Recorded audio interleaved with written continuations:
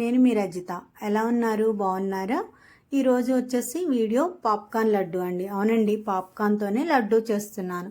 ఈ వీడియో చూసే ముందు తొలి ఏకాదశికి చేసిన ప్రసాదం వీడియో లింక్ డిస్క్రిప్షన్లో ఇస్తాను, అది చూడండి.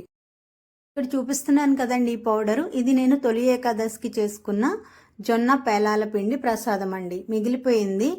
చెప్తారు కదండి, డబ్బులు ఎవరికి ఊరికే రావు అని చెప్పేసి ఆ మిగిలిపోయిన ప్రసాదంతో నేను లడ్డు చేస్తున్నాను. స్టవ్ అంటించి పాన్ పెట్టి ఒక 1/2 కప్పు ఓట్స్ తీసుకుని పచ్చివాసన పోయేంత వరకు బాగా ఫ్రై చేసుకోండి. నేను తొలి ఏకాదశి ప్రసాదం లడ్డు లింకు పైన కూడా స్క్రాల్ అవుతూ ఉంటుంది. తప్పకుండా మీరు ఆ వీడియో లింక్ చూడండి. లేదంటే ఈ పౌడర్ ఏంటి, ఎలా వచ్చింది అనే డౌట్స్ వస్తాయి, అది చూడండి. సో ఓట్స్ని ఇలా పౌడర్ చేసుకున్నాం కదండి. ఈ ఓట్స్ పౌడర్లో ఈ పౌడర్కి సరిపోయినంత బెల్లం కూడా తీసుకోండి. దీనికి సరిపోయినంత బెల్లమే, ఎందుకంటే ప్రసాదంలో ఆల్రెడీ మనం బెల్లం అనేది మిక్స్ చేసాము. ఎక్స్ట్రాగా మనం ఓట్స్ పౌడర్ తీసుకున్నాం మరింత హెల్దీగా చేయడం కోసం లడ్డూలు. అందుకోసం నేను కొంచెం ఎక్స్ట్రా బెల్లం తీసుకుంటున్నాను. అందులోనే ఒక 2 ఇలాచీ కూడా వేసి మెత్తగా పౌడర్ చేసుకోండి. బెల్లాన్ని పౌడర్ చేసేటప్పుడు ముద్దైపోకుండా ఉండడం కోసం నేను ఓట్స్ పౌడర్ని మళ్ళీ బెల్లంతో కలిపి పౌడర్ చేస్తున్నానండి. లడ్డూలు కలుపుకోవడానికి వీలుగా ఉండేందుకు పెద్ద బౌల్ తీసుకుని నేను పిండి మొత్తం ఆ బౌల్లోకి ట్రాన్స్ఫర్ చేసుకుంటున్నాను.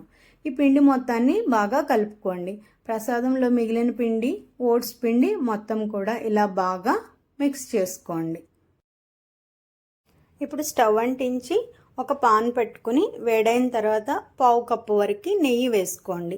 ఈ నెయ్యి కూడా వేడైన తర్వాత చిన్నగా కట్ చేసుకున్న జీడిపప్పులు ఒక స్మాల్ కప్పు వేసుకుని ఫ్రై చేసుకోండి. ఇవి కొంచెం ఫ్రై అయిన తర్వాత కిస్మిస్, ఎండు ద్రాక్ష వేయండి. ఎందుకంటే ఎండు ద్రాక్ష త్వరగా వేగిపోతాయి కాబట్టి జీడిపప్పు కొంచెం ఫ్రై అయిన తర్వాత ఎండు ద్రాక్ష కూడా వేసి ఇవి రెండింటిని బాగా ఫ్రై చేసి కొంచెం చల్లారనివ్వండి. అదేంటండి, ప్రసాదం మిగిలిపోతే ఎవరికైనా పెట్టొచ్చు కదా, లడ్డూలు చేసుకుంటున్నారా అనుకుంటారేమోనండి. ఈ ప్రసాదం పొడిగా తినలేం కదండి ఎక్కువ. నేను ఆల్రెడీ ప్రసాదం పెట్టాను, తెలియదు కదా, ఫస్ట్ టైం నేను ఎక్కువ చేసేసాను అనమాట. దాన్ని వేస్ట్ అవ్వకుండా ఉండడం కోసం ఇలా చేస్తున్నాను.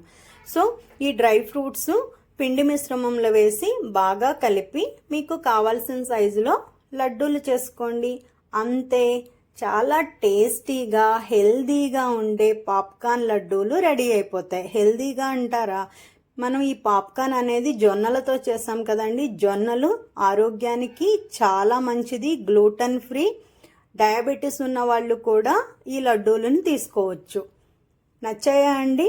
మీరు ఒకసారి ఇలా ట్రై చేయండి. టేస్ట్ మీకు ఎలా అనిపించిందో కామెంట్ చేసి చెప్పండి. వీడియో నచ్చితే కనుక లైక్ చేయండి. ఇలాంటి మరిన్ని వీడియోస్ కోసం ఛానల్ని సబ్స్క్రైబ్ చేసుకోండి. Thank you for watching.